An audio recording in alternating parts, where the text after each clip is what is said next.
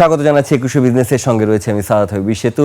দর্শক, এখন রয়েছে বাংলাদেশ দক্ষিণ কোরিয়ার দ্বিপাক্ষিক ব্যবসা বাণিজ্য পরিস্থিতি নিয়ে বিশেষ আলোচনা। আর আলোচনার জন্য আমাদের সাথে যুক্ত হয়েছেন Korea Bangladesh chamber and commerce and industry KBCCI এর প্রেসিডেন্ট শাহাবুদ্দিন খান। দর্শক, একুশে বিজনেসের এই অংশটি আপনারা দেখছেন আলোক হেলথ কেয়ার অ্যান্ড হাসপাতালের সৌজন্যে। আলোচনায় যেতে চাই, কেন আজকে কোরিয়ার সাথে বাংলাদেশের ব্যবসা নিয়ে আলোচনা করতে চাই। নিশ্চয়ই মানুষ ইতিমধ্যেই আপনারা সংবাদে জেনেছেন যে দুদেশের মধ্যে একটা কম্প্রিহেন্সিভ ইকোনমিক পার্টনারশিপ এগ্রিমেন্ট হয়েছে। একদম প্রাথমিকভাবে আপনার কাছে আমাদের জানতে চাওয়া, এই চুক্তিটার আসলে তাৎপর্যটা কি? এটা আসলে বাংলাদেশের অর্থনীতির জন্য কতটা ইতিবাচক বলে আপনারা মনে করছেন? ধন্যবাদ। আসলে দক্ষিণ কোরিয়া বাংলাদেশ যে কম্প্রিহেন্সিভ ইকোনমিক পার্টনারশিপ এগ্রিমেন্ট যেটা হচ্ছে বা হয়ে গিয়েছে আজকে, এটার সিইপি এর বাংলাটা যদি আমি বলি তাহলে বোঝা যাচ্ছে একটি বিস্তৃত অর্থনৈতিক অংশীদারিত্ব চুক্তি। এটা শুধু পণ্য যে শুল্ক কমানোর মধ্যে সীমাবদ্ধ নয়, বরং পণ্য সেবা বাণিজ্য, বিনিয়োগ, কাস্টম সহযোগিতা, ডিজিটাল বাণিজ্য, মেধাস্বত্ব, প্রযুক্তি হস্তান্তর, দক্ষতা উন্নয়ন এবং আধুনিক সহযোগিতার মতো বিভিন্ন বিষয়ে অন্তর্ভুক্ত থাকবে। এর ফলে বাংলাদেশ তথা দক্ষিণ কোরিয়ার মধ্যে দীর্ঘমেয়াদী বাণিজ্য বিনিয়োগ সম্পর্কে একটি শক্তিশালী সম্ভাবনা রয়েছে। আপনারা জানেন 50 বছর অধিক হয়ে এসে কোরিয়ার সাথে আমাদের বাণিজ্য বা রাজনৈতিক চুক্তি বলেন, যেটাই বলেন, সবকিছু ভালোভাবে চলছে। কিন্তু এই সিপিএর মাধ্যমে এটা আরো বেশি সামনের দিকে আমাদের এগিয়ে নিয়ে যাবে। এখন আপনারা একটা প্রশ্ন করেছেন, অর্থনৈতিক বা ব্যবসা বাণিজ্যতে এটা কিভাবে উপকৃত হবে, তাই না?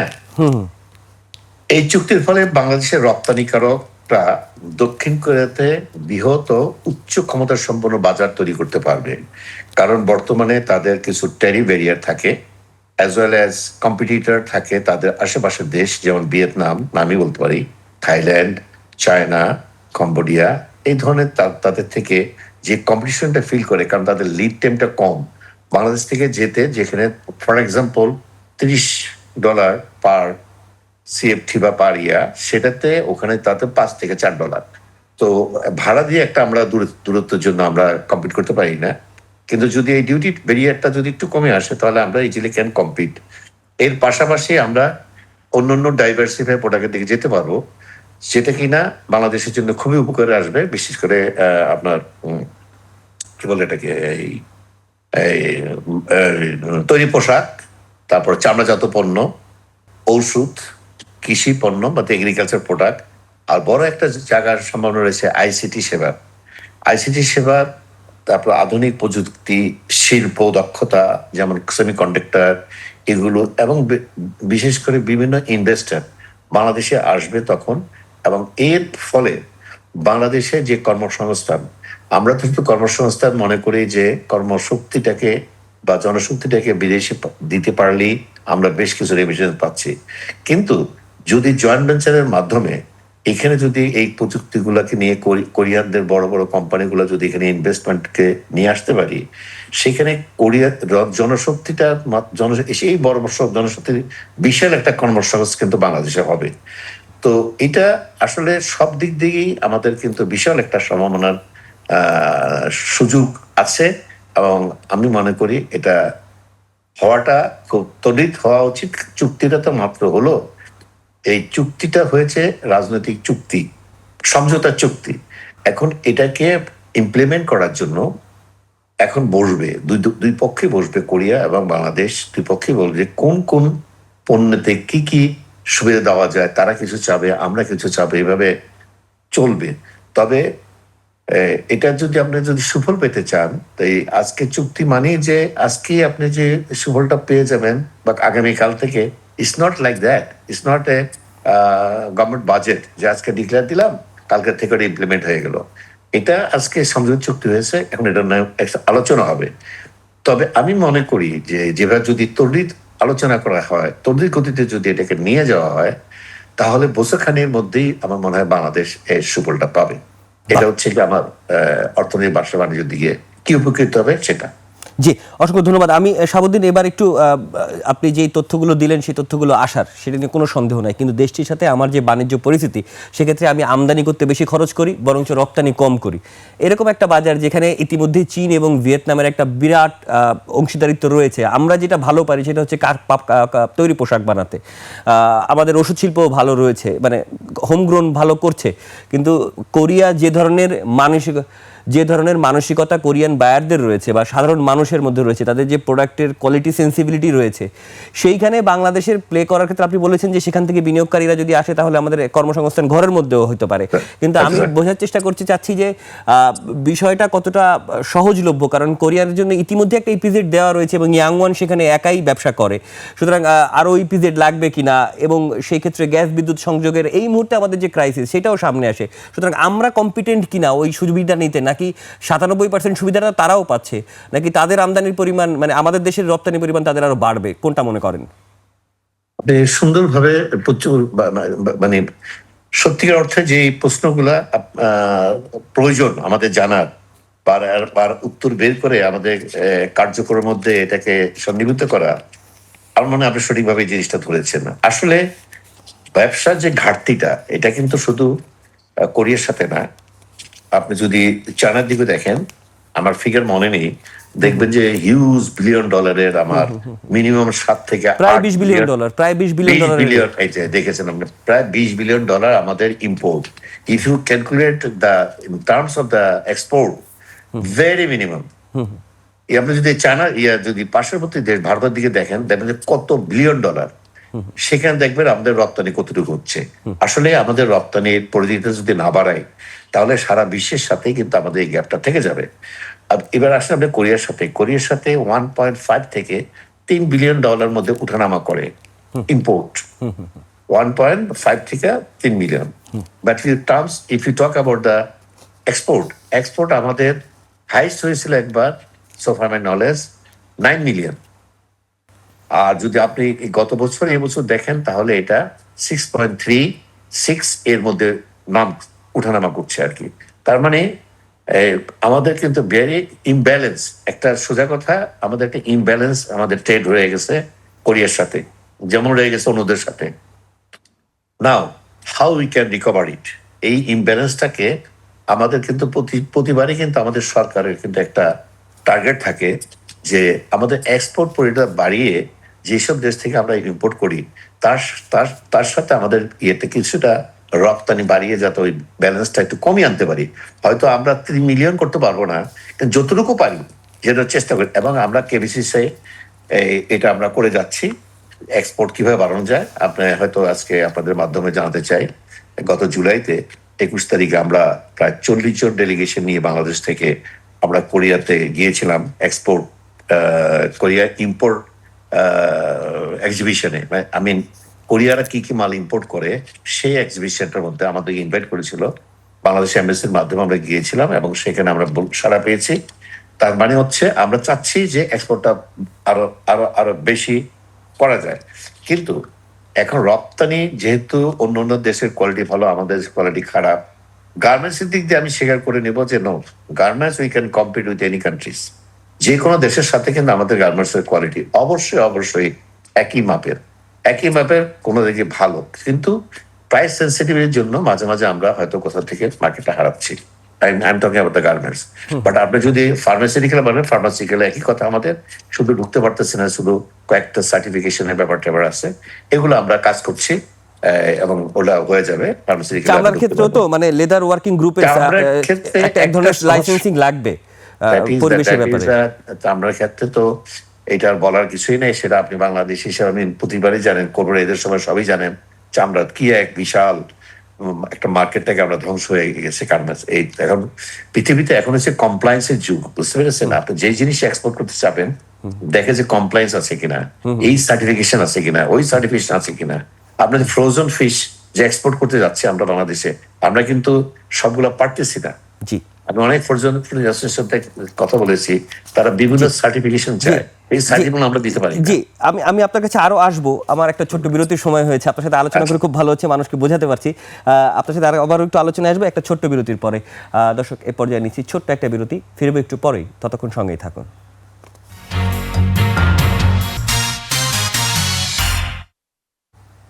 আবারও স্বাগত একুশে বিজনেসে দর্শক। সাদাত হাবিব সেতু রয়েছে আপনাদের সাথে। বিরতির আগে বাংলাদেশ কোরিয়ার দ্বিপাক্ষিক ব্যবসা বাণিজ্য পরিস্থিতি নিয়ে কথা বলছিলাম। Korea Bangladesh chamber of commerce and industry KBCCI এর প্রেসিডেন্ট শাহাবুদ্দিন খানের সাথে। প্রিয় দর্শক, একুশে বিজনেসের এই অংশটি আপনারা দেখছেন আলোক হেলথ কেয়ার অ্যান্ড হাসপাতালের সৌজন্যে।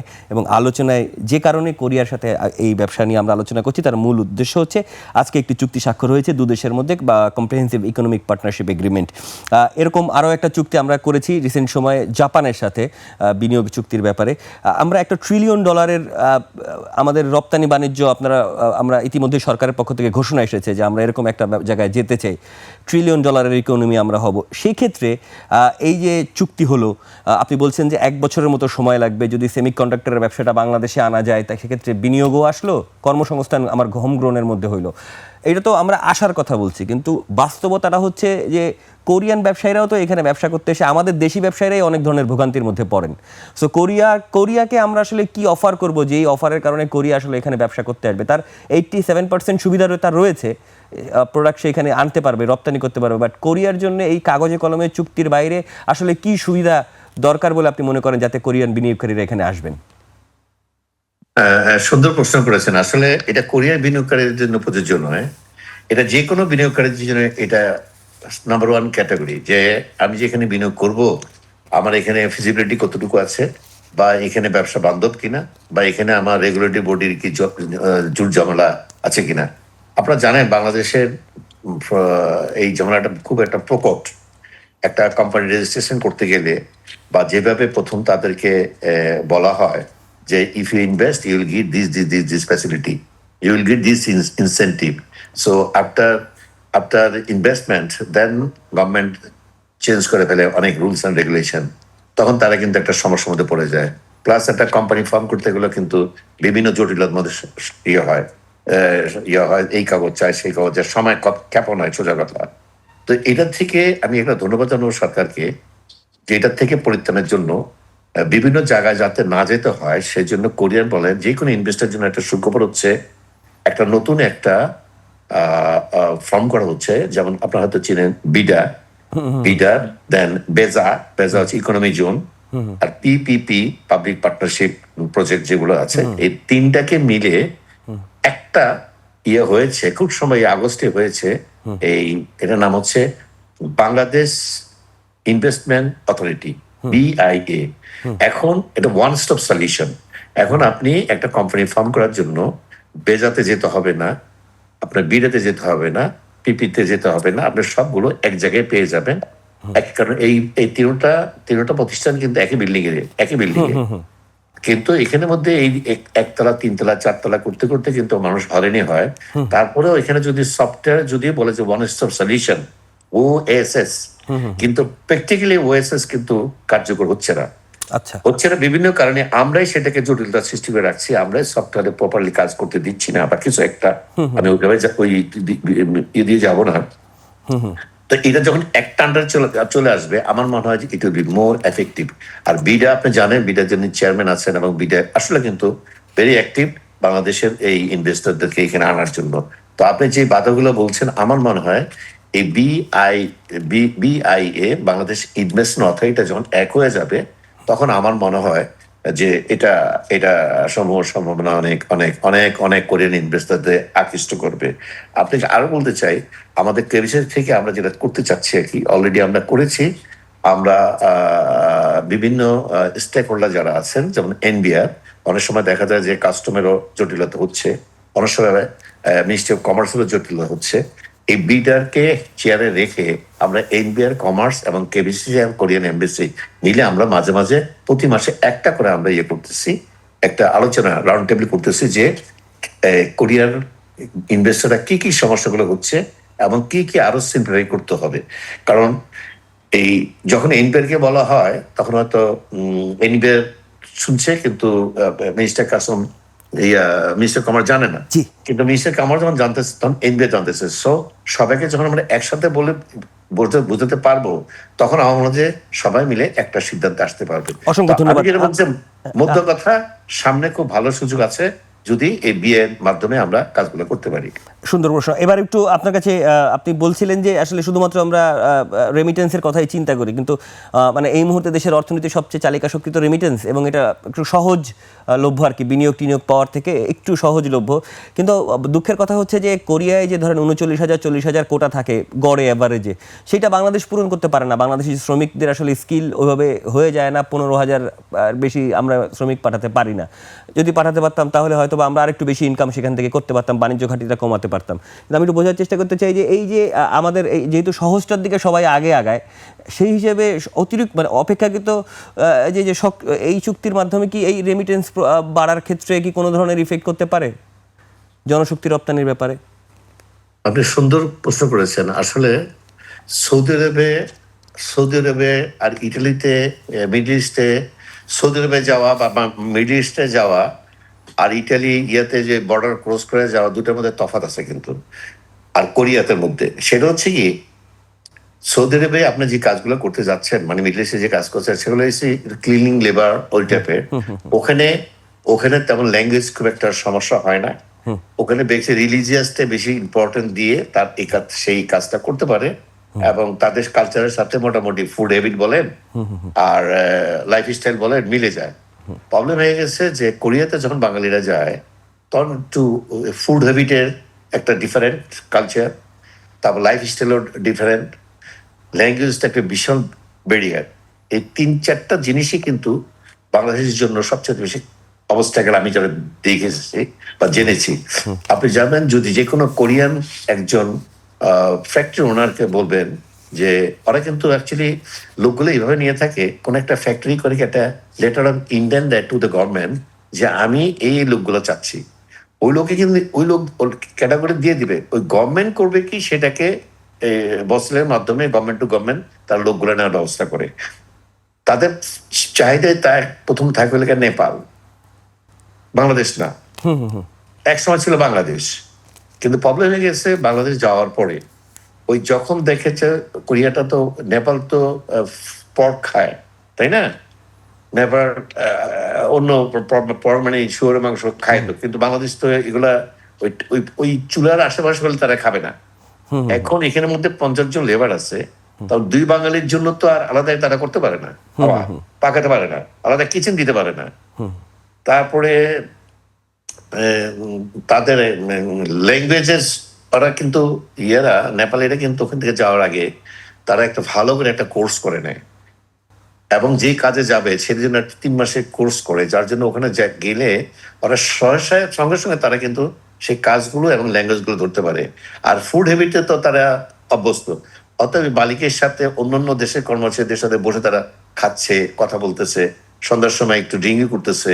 কিন্তু বাঙালি মুসলমান অনেকে আছে যে না, ড্রিঙ্ক তো প্রশ্নই আসে না, ওই টেবিলে যাবো না, ওই পুরি খাবো না, ওই গন্ধ, এই কিছু কিছু ব্যারিয়ার আছে। তো আমার মনে হয় একটা ওরিয়েন্টেশন প্রোগ্রাম দরকার। আমি বলতে চাচ্ছি যে আমরাও তো আমেরিকায় যে কাজ করে খাচ্ছি, আমরাও তো ইউরোপে যে কাজ করে খাচ্ছি, সেখানে সমস্যা হচ্ছে না, কিন্তু কোরিয়াতে কেন? বিকজ আমরা আগে মাথার মধ্যে সেট করে নিয়ে গেছি যে ইউরোপের এইটা ব্যবস্থা এভাবে চলতে হবে। আর এখানে গেলে আমাদের মনে করে যে আমাদের দেশের বাসায় কোথায় একটা চলে আসছি।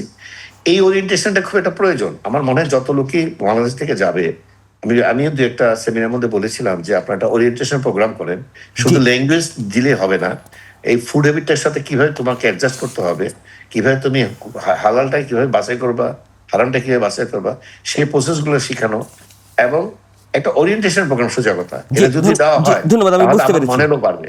জি, অসংখ্য ধন্যবাদ শাহাবুদ্দিন খান আমাদেরকে সময় দেওয়ার জন্য। দর্শক, আমরা এতক্ষণ কথা বলছিলাম বাংলাদেশ দক্ষিণ কোরিয়ার দ্বিপাক্ষিক বাণিজ্য পরিস্থিতি নিয়ে, নানা দিক, এবং নতুন যে চুক্তিটি হলো দুদেশের মধ্যে সেই চুক্তির বাস্তবতা নিয়ে। Korean Bangladesh chamber and commerce and ইন্ডাস্ট্রিজের KBCCI এর প্রেসিডেন্ট শাহাবুদ্দিন খানের সাথে নিচ্ছে একটা বিরতি। দুপুর 2:30 আবারও ফিরে আসবো 21 বিজনেসের আয়োজনে। দেখার আমন্ত্রণ রইল। 21-এর সঙ্গেই থাকুন।